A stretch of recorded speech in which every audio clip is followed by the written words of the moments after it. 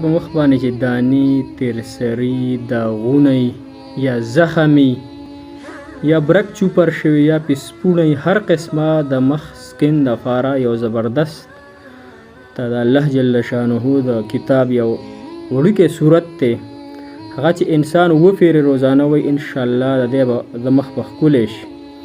په پابندۍ سره به وایي هغه د عجتمندو مسلمانانو روزانه به 7 ځله وایي روزانه 7 ځله او 21 شپېرې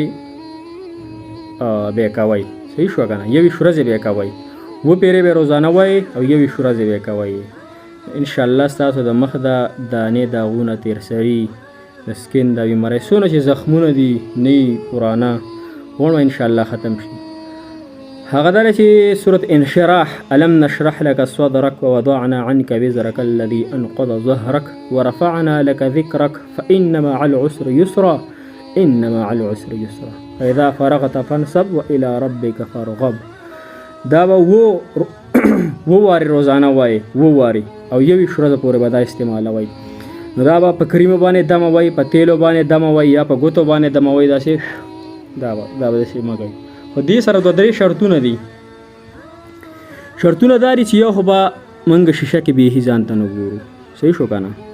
مطلب د ضرورت دپاره کتی شي مطلب اوس کریم مږي یا سړی څه مږي باقي به مخ ته ځان ته نه ګورو داسې نه چې ورځ کې 8 پېرې 10 پېرې انسان ځان ته ګوري بل به د سره دانې نه ماتو دانې چې کومې دي هغه به د سره نه ماتې صحیح شو که نه او بل د ګرمو خوراکونو نه دې نه به ځان وساتو انشاءالله